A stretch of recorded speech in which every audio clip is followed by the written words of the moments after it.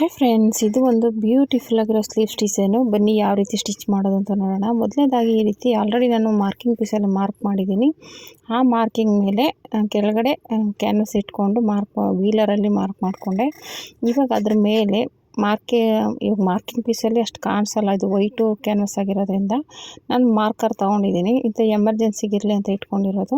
ಈ ಥರದ್ರ ಮೇಲೆ ಇವಾಗ ಮಾರ್ಕ್ ಮಾಡೋದ್ರಿಂದ ನಿಮಗೆ ಡಿಸೈನ್ ಹೇಗೆ ಬಂದಿದೆ ಅನ್ನೋದು ಒಂದು ಕ್ಲಾರಿಟಿ ಸಿಗುತ್ತೆ. ಇಲ್ಲ ಅಂದರೆ ಅದು ಡಿಸೈನ್ ಚೆನ್ನಾಗಿ ಕಾಣಿಸಲ್ಲ. ಹೇಗೆ ಬಂದಿದೆ ಹೆಂಗೆ ಮಾರ್ಕಿಂಗ್ ಪೀಸಲ್ಲಿ ಕಾಣಿಸಲ್ಲ, ಇದು ಮಾರ್ಕರಲ್ಲಿ ಚೆನ್ನಾಗಿ ಕಾಣುತ್ತೆ. ಆಮೇಲೆ ಮತ್ತೆ ಇನ್ನೊಂದು ಕಡೆ ಡ್ರಾಯಿಂಗ್ ಮಾಡ್ಕೊಳ್ಳೋಕ್ಕೂ ಈಸಿ ಆಗುತ್ತೆ. ಮಾರ್ಕಿಂಗ್ ಪೀಸಲ್ಲಿ ಅಷ್ಟು ಡ್ರಾಯಿಂಗ್ ಚೆನ್ನಾಗಿ ಕಾಣಿಸಲ್ಲ, ಒಂಚೂರು ಏರುಪೇರು ಆಗ್ಬೋದು. ಆದರೆ ಮಾರ್ಕರಲ್ಲಿ ನೋಡಿ ಹೇಗಿದೆ ಹಾಗೇ ಕಾಣಿಸುತ್ತೆ. ಹಂಗಾಗಿ ನಾವು ನೀಟಾಗಿ ಡಿಸೈನ್ನ ಡ್ರಾ ಮಾಡ್ಕೋಬೋದು. ಆವಾಗ ತುಂಬಾ ಚೆನ್ನಾಗಿ ಕಾಣಿಸುತ್ತೆ. ಅವಾಗ ಎರಡು ಕಡೆಯೂ ಒಂದೇ ಲೆವೆಲ್ಗೆ ಬರುತ್ತೆ, ಒಂದೇ ಥರ ಕಾಣಿಸುತ್ತೆ. ಆವಾಗ ನಾವು ಸ್ಟಿಚಿಂಗ್ ಮಾಡಿದಾಗ ಡಿಸೈನ್ ಫಿನಿಶಿಂಗ್ ಆಗಿರುತ್ತೆ. ನಾವೇನಾದ್ರು ಮಾರ್ಕಿಂಗ್ ಪೀಸಲ್ಲಿ ಮಾಡಿದಾಗ ಒಂಚೂರು ಆ ಕಡೆ ಈ ಕಡೆ ಆಗೋ ಚಾನ್ಸ್ ಇರುತ್ತೆ. ಅದಕ್ಕೋಸ್ಕರ ಆಮೇಲೆ ಇದು ವೈಟು ಕ್ಯಾನ್ವಸ್ ಆಗಿರೋದ್ರಿಂದ ಕಾಣಿಸಲ್ಲ. ಅದಕ್ಕೋಸ್ಕರ ನಾವು ಈ ಥರ ಮಾರ್ಕರಲ್ಲಿ ಮಾರ್ಕ್ ಮಾಡಿಕೊಂಡ್ರೆ ಚೆನ್ನಾಗಿ ಕಾಣಿಸುತ್ತೆ. ನೋಡಿ, ಈ ಥರ ಲೈನಿಂಗ್ ಮೇಲೆ ಇಟ್ಟು ಅದನ್ನು ಸುತ್ತ ಸ್ಟಿಚ್ ಹಾಕ್ಕೊಂಡು ಮತ್ತೆ ಒಂದು ಎಮ್ಮಿಂಗ್ ಮಾಡೋ ಥರ ಸುತ್ತ ಸ್ಟಿಚ್ ಮಾಡ್ಕೊಂಬಿಡಿ. ಎಕ್ಸ್ಟ್ರಾ ಬಟ್ಟೆ ಕಟ್ ಮಾಡಿಬಿಟ್ಟು ಅದು ನಾವು ಸ್ಟಿಚಿಂಗ್ ಆದಮೇಲೆ ಎಮ್ಮಿಂಗ್ ಮಾಡ್ಕೋಬೋದು. ಆವಾಗ ನೀಟಾಗಿ ಫಿನಿಶಿಂಗಾಗಿ ಕೂತ್ಕೊಳ್ಳುತ್ತೆ, ಸ್ಟಿಫಾಗಿ ಕೂತ್ಕೊಳ್ಳುತ್ತೆ. ಕ್ಯಾನ್ವಸ್ ಹಾಕಿರ್ತೀವಲ್ಲ, ಆವಾಗ ಆ ಡಿಸೈನ್ ಅಷ್ಟು ನೀಟಾಗಿ ಫಿನಿಶಿಂಗಾಗಿ ಕಾಣಿಸುತ್ತೆ. ಬೋಟಿಕ್ ಸ್ಟೈಲಲ್ಲಿ ಚೆನ್ನಾಗಿ ಕಾಣಿಸುತ್ತೆ. ಓಕೆನಾ? ಈ ರೀತಿ ಸುತ್ತ ಒಂದು ಸ್ಟಿಚ್ ಹಾಕ್ಕೊಳ್ಳಿ. ಸ್ಟಿಚಿಂಗ್ ಹಾಕ್ಕೊಂಡಾದ್ಮೇಲೆ ನಾವು ಸ್ಲೀವ್ಸ್ ರೆಡಿ ಮಾಡ್ಕೋಬೇಕಾಗುತ್ತೆ. ಈ ಡಿಸೈನ್ ರೆಡಿ ಆಯಿತು. ಇವಾಗ ಇದನ್ನು ಸೈಡ್ಗೆ ಇಟ್ಬಿಟ್ಟು ಸ್ಲೀವ್ಸ್ ರೆಡಿ ಮಾಡ್ಕೋಬೇಕು. ಸ್ಲೀವ್ಸು ಮತ್ತು ಲೈನಿಂಗ್ ಬಟ್ಟೆ ಎರಡು ಔಟ್ ಮಾಡಿಕೊಂಡು ಅಲ್ಲಿ ಬಾರ್ಡರ್ ಬರುತ್ತೆ ಕೆಳಗಡೆ. ಅಂದರೆ ಇದು ಸೀರೆ ಬಾರ್ಡರಲ್ಲ, ಪ್ಯಾಚ್ ವರ್ಕ್ ಬಾರ್ಡರ್ ಬರುತ್ತೆ. ಹಾಗಾಗಿ ಅಲ್ಲಿ ಅಷ್ಟು ಬಿಟ್ಟು ಮೇಲೆ ಒಂದು ಅರ್ಧ ಇಂಚ್ ಬಿಟ್ಟು ಈ ಡಿಸೈನ್ ಬರೋ ಥರ ನೋಡ್ಕೋಬೇಕು. ನೀವು ಈ ಡಿಸೈನ್ಗೆ ಬೇಕಾದರೆ ಸೀರೆ ಪೀಸ್ ಅಲ್ಲದೇ ನೀವು ಇದು ನೆಟ್ಟೆಡು ಕೊಡ್ಬೋದು, ತುಂಬಾ ಚೆನ್ನಾಗಿ ಕಾಣಿಸುತ್ತೆ. ಓಕೆನಾ? ಈ ಥರ ಸ್ಲೀವ್ಸ್ ರೆಡಿ ಮಾಡ್ಕೋಬೇಕು. ಏನಿಲ್ಲ, ಸ್ಟಿಚಿಂಗ್ ಮಾಡಿಕೊಂಡು ಔಟ್ ಮಾಡ್ಕೊಂಬಿಡೋದು ಅಷ್ಟೇ. ತುಂಬಾ ಈಸಿಯಾಗಿ ಸ್ಟಿಚ್ ಮಾಡ್ಕೋಬೋದು. ತುಂಬಾ ಬ್ಯೂಟಿಫುಲ್ ಆಗಿರೋಂಥ ಡಿಸೈನು. ಮತ್ತು ಈಗ ಟ್ರೆಂಡಿಂಗಲ್ಲಿರುವಂಥ ಡಿಸೈನು ಅಂತಲೇ ಹೇಳ್ಬೋದು. ಟೆಂಪಲ್ ಡಿಸೈನ್ ಆಗಲಿ, ಕರು ಡಿಸೈನ್ ಆಗಲಿ, ಕ್ಯಾಲಾಫ್ ಡಿಸೈನ್, ಇವೆಲ್ಲ ಈಗ ಟ್ರೆಂಡಿಂಗಲ್ಲಿರುವಂಥ ಡಿಸೈನ್ಸ್ ಅಂತಲೇ ಹೇಳ್ಬೋದು. ಓಕೆನಾ? ಇವಾಗ ಈ ರೀತಿ ಸ್ಟಿಚ್ ಮಾಡಿಕೊಂಡು ಸುತ್ತ ಮಧ್ಯದಲ್ಲಿ ನೀಟಾಗಿ ಮಾರ್ಕ್ ಮಾಡ್ಕೋಬೇಕು ಮಧ್ಯಕ್ಕೆ. ಯಾಕೆಂದರೆ ನಾವು ಮಧ್ಯದೆಲ್ಲ ಡಿಸೈನ್ ನೀಟಾಗಿ ಇಟ್ಕೊಂಡು ಸ್ಟಿಚ್ ಮಾಡ್ಕೋಬೇಕಾಗುತ್ತೆ. ಅದಕ್ಕೋಸ್ಕರ ನೀಟಾಗಿ ಈ ರೀತಿ ಸ್ಟಿಚ್ ಮಾಡ್ಕೊಂಡಾದ್ಮೇಲೆ ಎಕ್ಸ್ಟ್ರಾ ಬಟ್ಟೆ ಏನು ಬರುತ್ತಲ್ಲ ಅದನ್ನು ಕಟ್ ಮಾಡಿ ತೆಗೆದುಬಿಡಿ. ಓಕೆನಾ? ತೆಗೆದಾದ್ಮೇಲೆ ಮತ್ತೆ ಇವಾಗ ಬಾರ್ಡರ್ ಕೆಳಗಡೆ ಒಂದು ಬಾರ್ಡ್ರ್ ಇದೆ, ಆ ಬಾರ್ಡರ್ನ ಅಟ್ಯಾಚ್ ಮಾಡ್ಕೊಂಬಿಡಬೇಕು. ಅಟ್ಯಾಚ್ ಮಾಡಿಕೊಂಡು ಮೇಲೆ ಒಂದು ಅರ್ಧ ಇಂಚ್ ಬಿಟ್ಟು ಆ ಡಿಸೈನ್ನ ಇಟ್ಕೋಬೇಕು. ಇವಾಗ ನೋಡಿ, ಈ ರೀತಿ ಆಲ್ರೆಡಿ ಮಾರ್ಕ್ ಮಾಡಿ ಇಟ್ಟಿದ್ದೀನಿ.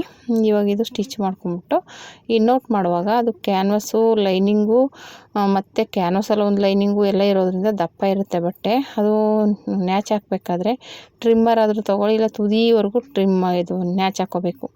ಇಲ್ಲ ಅಂದರೆ ಇದು ತಿರುಗಿಸಿದಾಗ ನೀಟಾಗಿ ಫಿನಿಶಿಂಗ್ ಬರೋಲ್ಲ. ನೀವು ಅಲ್ಲಲ್ಲೇ ಥರದಲ್ಲ ಒಂದೊಂದು ನ್ಯಾಚುಗಳನ್ನ ಹಾಕೋಬೇಕಾಗುತ್ತೆ. ಯಾಕೆಂದರೆ ಟೆಂಪಲ್ ಡಿಸೈನು ಅದು ಸ್ಲೀವ್ಸ್ಗೆ ಚಿಕ್ಕದಾಗಿ ಬಂದಿರೋದ್ರಿಂದ ನಾವು ಅದು ಡಿಸೈನ್ ಫಿನಿಶಿಂಗ್ ಬರಬೇಕು ಅಂದರೆ ನೀಟಾಗಿ ನ್ಯಾಚ್ ಹಾಕಬೇಕು. ಓಕೆನಾ? ಹೇಳ್ದಂಗೆ ಟ್ರಿಮ್ಮರ್ ಇದ್ದರೆ ಟ್ರಿಮ್ಮರ್ ಯೂಸ್ ಮಾಡ್ಕೊಳ್ಳಿ. ನೀಟಾಗಿ ಹಾಕಿ, ಹುಷಾರಾಗಿ ಹಾಕಿ. ಜಾಸ್ತಿ ಮಧ್ಯೆ ಕಟ್ ಮಾಡಿದ್ರೂ ಕಷ್ಟ, ಕಟ್ ಮಾಡಲಿಲ್ಲ ಅಂದ್ರೂ ಕಷ್ಟ ಇದು. ಓಕೆನಾ? ಈ ರೀತಿ ಕಟ್ ಮಾಡಾದ್ಮೇಲೆ ನ್ಯಾಚ್ ಹಾಕ್ಕೊಂಡು ಉಲ್ಟಾ ತಿರುಗಿಸ್ಕೊಳ್ಳಿ. ಉಲ್ಟಾ ತಿರುಗಿಸ್ಬೇಕಾದ್ರೆ ಆ ತುದಿಲಿ ಸೂಜಿಲಿ ಸ್ವಲ್ಪ ಮೂತಿಗಳನ್ನ ಚೆನ್ನಾಗಿ ಎತ್ಕೊಳ್ಳಿ. ಆವಾಗ ಅಲ್ಲಿ ಫಿನಿಶಿಂಗ್ ಬರುತ್ತೆ. ಯಾಕೆಂದರೆ ಅದು ಇವಾಗ ಟೆಂಪಲ್ ಡಿಸೈನ್ ಇರೋದ್ರಿಂದ ಅಲ್ಲಿ ತುದಿಯಲ್ಲಿ ಸ್ವಲ್ಪ ತಿರುಗಿಸಿದಾಗ ಎತ್ತೋಕ್ಕೆ ಕಷ್ಟ ಆಗುತ್ತೆ. ಅದನ್ನ ಒಂದು ಸೂಜಿ ತೊಗೊಂಬಿಟ್ಟು ಆ ಸೂಜಿಲಿ ಹಿಂಗೆ ಮೇಲೆ ತುದಿಲಿ ಎತ್ತಿದ್ರೆ ಬಂದುಬಿಡುತ್ತೆ. ಓಕೆನಾ? ಬಂದಮೇಲೆ ಅದನ್ನೇ ನೀಟಾಗಿ ಉಲ್ಟಾ ತಿರುಗಿಸ್ಬಿಡಿ ಕ್ಯಾನ್ವಸ್ನ. ಅವಾಗ ನೀಟಾಗಿ ಫಿನಿಶಿಂಗ್ ಈ ರೀತಿ ಬರುತ್ತೆ. ಇವಾಗ ಇದನ್ನು ನೀಟಾದಮೇಲೆ ಇದಕ್ಕೆ ಒಳಗಡೆಗೆ ಸೀರೆ ಪೀಸ್ ತೊಗೊಂಡಿದ್ದೀನಿ ನಾನು, ಸ್ವಲ್ಪ ಪ್ಯಾಚ್ ವರ್ಕ್ಗೆ ಆ ಸೀರೆ ಪೀಸ್ ಕೊಡ್ಬೋದು. ನೀವು ಇಲ್ಲ ಅಂದರೆ ಹೇಳ್ದಂಗೆ ನೆಟ್ಟೆಡ್ ಬೇಕಾದ್ರೂ ಕೊಟ್ಕೋಬೋದು. ಇಲ್ಲ ಈ ಬ್ಲೌಸ್ ಪೀಸ್ ಕಲರ್ ಆದರೂ ಕೊಡ್ಬೋದು, ಇಲ್ಲ ಸೀರೆ ಕಲರ್ ಆದರೂ ಕೊಡ್ಬೋದು. ಎರಡೂ ಚೆನ್ನಾಗಿರುತ್ತೆ. ಮಧ್ಯದಲ್ಲಿ ಆ ಶೇಪ್ ಚೆನ್ನಾಗಿ ಕಾಣಿಸುತ್ತೆ. ಒಳಗಡೆ ನೆಟ್ಟೆಡ್ ಹಾಕೋದ್ರಿಂದ ಒಂಥರ ತೆಳ್ಳಗೆ ಚೆನ್ನಾಗಿ ಕಾಣುತ್ತೆ. ನನಗೆ ಮೊದಲೇ ನೆನಪು ಬಂದಿದ್ದರೆ ನಾನು ನೆಟ್ಟೆಡ್ ಹಾಕ್ತಿದ್ದೆ, ನನಗೆ ನೆನಪು ಬಂದಿಲ್ಲ ನೆಟ್ಟೆಡ್ದು.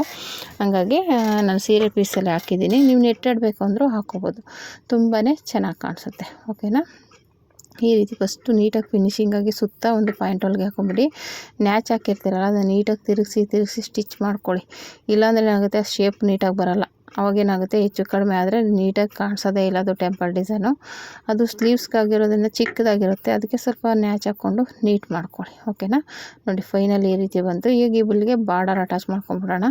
ಇವಾಗ ಅಟ್ಯಾಚ್ ಮಾಡ್ಕೊಂಡಾದ್ಮೇಲೆ ನಾನು ಕೆಳಗಡೆಗೆ ಮಾಮೂಲಿ ಸೀರೆ ಪೀಸ್ ಇರುತ್ತಲ್ಲ ಆ ಪೀಸ್ನ ಅಟ್ಯಾಚ್ ಮಾಡ್ಕೋಬೇಕು. ಓಕೆನಾ. ನಾನು ಆಲ್ರೆಡಿ ಅದು ಡಿಸೈನ್ಗೆಲ್ಲ ಹಾಗೆ ಉಳಿಸ್ಕೊಂಡು ಇದಕ್ಕೆ ಅಂತಲೇ ಇಟ್ಟಿರೋಂಥ ಪೀಸ್ ಇದು. ಇವಾಗ ಇದನ್ನು ಇಲ್ಲಿ ಈ ಥರ ಇಟ್ಕೊಂಡು ಸ್ಟಿಚ್ ಮಾಡೋದು ಅಷ್ಟೇ. ನೋಡಿ ಎಷ್ಟು ಸಖತ್ತಾಗಿ ಕಾಣಿಸ್ತಾ ಇದೆ.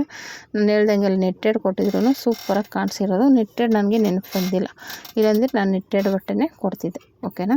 ಇವಾಗ ಇದು ರೆಡಿ ಆಯಿತು. ಇವಾಗ ಈ ಸುತ್ತ ಸ್ಟಿಚ್ ಹಾಕೊಂಡಾದ್ಮೇಲೆ ಸುತ್ತ ಸುಮ್ಮನೆ ಹಂಗೆ ಬೋರ್ಡ್ ಇರುತ್ತಲ್ಲ ಅಂದ್ಬಿಟ್ಟು ಸಣ್ಣದಾಗಿರೋ ಲೇಸ್ ಕೊಟ್ಟಿದ್ದೀನಿ. ಏನಕ್ಕಪ್ಪ ಅಂದರೆ ಬ್ಯಾಕ್ ಡಿಸೈನ್ಗೂ ಕೊಟ್ಟಿದ್ದೀನಿ, ಫ್ರಂಟ್ ಮಧುಬಾಲ ಡಿಸೈನ್ಗೂ ಕೊಟ್ಟಿದ್ದೀನಿ, ಹಾಗೆ ಸ್ಲೀವ್ಸ್ಗೂ ಕೊಟ್ಟರೆ ಚೆನ್ನಾಗಿರುತ್ತೆ ಅಂದ್ಬಿಟ್ಟು ಅದು ದೊಡ್ಡದೇನಲ್ಲ ಲೇಸು, ಸಣ್ಣದು. ಓಕೆನಾ. ಒಂದು 1/4 ಇಂಚ್ಗಿಂತನೂ ಕಡಿಮೆ ಬರುತ್ತೆ. ಅದು ಚಿಕ್ಕದಾಗಿರೋದ್ರಿಂದ ಕೊಡೋಣ ಅಂದ್ಬಿಟ್ಟು ಆಮೇಲೆ ಮ್ಯಾಚಿಂಗ್ ಆಗುತ್ತೆ. ಇವಾಗ ಬ್ಯಾಕ್ ಪೀಸಲ್ಲೂ ಕೊಟ್ಟಿದ್ದೀವಿ, ಫ್ರಂಟಲ್ಲೂ ಕೊಟ್ಟಿದ್ದೀವಿ, ಸ್ಲೀವ್ಸ್ಗೂ ಕೊಟ್ಟರೆ ಚೆನ್ನಾಗಿ ಕಾಣಿಸುತ್ತೆ. ನೋಡಿ ಅದಕ್ಕೆ ಲೇಸ್ ಕೊಟ್ಟು ಸ್ಟಿಚ್ ಮಾಡ್ಕೊತಾ ಇದ್ದೀನಿ. ನೀವು ಈ ಥರ ಸಣ್ಣದಾಗಿರೋ ಲೇಸ್ನ ಕೊಟ್ಟು ಸ್ಟಿಚ್ ಮಾಡ್ಕೊಳ್ಳಿ. ಓಕೆನಾ. ಈ ಥರ ಲೇಸ್ ಕೊಡೋದ್ರಿಂದ ತುಂಬಾ ಬ್ಯೂಟಿಫುಲ್ಲಾಗಿ ಕಾಣಿಸುತ್ತೆ. ನೀವು ಬೇಕಾದರೆ ಸಣ್ಣದಾಗಿ ಲೇಸ್ ಕೊಟ್ಕೊಂಡ್ರೆ ಚೆನ್ನಾಗಿರುತ್ತೆ. ಸುಮ್ಮನೆ ಹಂಗೆ ಬೋರ್ಡ್ ಇರೋದಕ್ಕಿಂತ ಸುತ್ತ ಅದು ಟೆಂಪಲ್ ಡಿಸೈನ್ ಹೇಗಿದೆ ಹಾಗೇ ಸಣ್ಣದಾಗಿರೋ ಲೇಸ್ ಕೊಟ್ಕೊಳ್ಳಿ, ತುಂಬಾ ಲುಕ್ ಕೊಡುತ್ತೆ, ಗ್ರ್ಯಾಂಡ್ ಲುಕ್ ಕೊಡುತ್ತೆ. ಓಕೆನಾ. ಇದು ಒಂಥರ ಟೆಂಪಲ್ ಡಿಸೈನ್ ಅಂತಲೇ ಹೇಳ್ಬೋದು. ಇದನ್ನು ಬಾರ್ಡರ್ ಸೀರೆಯಲ್ಲಿ ಮಾಡಿದ್ರೂ ಚೆನ್ನಾಗಿರುತ್ತೆ, ಆದರೆ ಇದು ಬಾರ್ಡರ್ ಸೀರೆ ಅಲ್ಲ, ಇದು ಫ್ಯಾನ್ಸಿ ಸೀರೆ ಆಗಿರೋದ್ರಿಂದ ನಾನು ಹಾಗೆ ಪ್ಯಾಚ್ ವರ್ಕಲ್ಲೇ ಮಾಡ್ತಾಯಿದ್ದೀನಿ. ತುಂಬಾ ಚೆನ್ನಾಗಿದೆ. ನೀವು ಟ್ರೈ ಮಾಡಿ, ಹೇಗೆ ಬಂತು ಅಂತ ಒಂದು ಕಮೆಂಟ್ ಮಾಡಿ. ಬಿಗಿನರ್ಸು ಕೂಡ ಆರಾಮಾಗಿ ಸ್ಟಿಚ್ ಮಾಡ್ಬೋದು, ಅಷ್ಟು ಸುಲಭವಾಗಿ ಸ್ಟಿಚ್ ಮಾಡ್ಬೋದು. ನಾನು ಆಲ್ರೆಡಿ ಕಟಿಂಗು ಸ್ಟಿಚಿಂಗ್ ವಿಡಿಯೋ ಎಲ್ಲ ಹಾಕಿದ್ದೀನಿ, ಬೇಕು ಅಂದರೆ ಚೆಕ್ ಮಾಡಿ. ಓಕೆನಾ. ಈ ರೀತಿ ಡಿಸೈನ್ನ ನೀವು ಟ್ರೈ ಮಾಡಿ, ನೀವು ಹೊಲ್ದಾಕೊಳ್ಳಿ. ನೀವು ಬೇರೆಯವ್ರ ಹತ್ರ ಹೊಲಿಸಿದ್ರೆ ತುಂಬಾ ಕಾಸ್ಟ್ಲಿ ಆಗುತ್ತೆ. ಅವಾಗ ನೀವೇ ಹೊಲ್ಕೋತೀನಿ ಅಂದರೆ ತುಂಬಾ ಈಸಿಯಾಗಿ ಕಡಿಮೆ ರೇಟ್ಗೆ ಹೊಲ್ಕೋಬೋದು. ಹೌದಾ. ಇವಾಗ ಬೇರೆ ಕಡೆ ಆದರೆ ಸಾವಿರಾರು ರೂಪಾಯಿ ಕೊಡಬೇಕಾಗುತ್ತೆ ಈ ಥರ ಡಿಸೈನ್ಗಳೆಲ್ಲ ಹೊಲಿಸ್ತೀವಿ ಅಂದರೆ. ಹಾಗಾಗಿ ನೀವೇ ಈ ಥರ ನೋಡಿಕೊಂಡು ಸ್ವಲ್ಪ ಕಲಿತು ಸ್ಟಿಚಿಂಗ್ ಬರುತ್ತೆ ಸ್ವಲ್ಪ ಅನ್ನೋರು ಆರಾಮಾಗಿ ಈ ಥರ ಬ್ಲೌಸ್ನೆಲ್ಲ ನೀವೇ ಹೊಲ್ಕೋಬೋದು. ಆವಾಗ ಸುಮ್ಮನೆ ಆಚೆ ಕೊಡೋ ಅಮೌಂಟ್ ಕೊಡೋದು ತಪ್ಪುತ್ತೆ. ಓಕೆನಾ. Thank you for watching.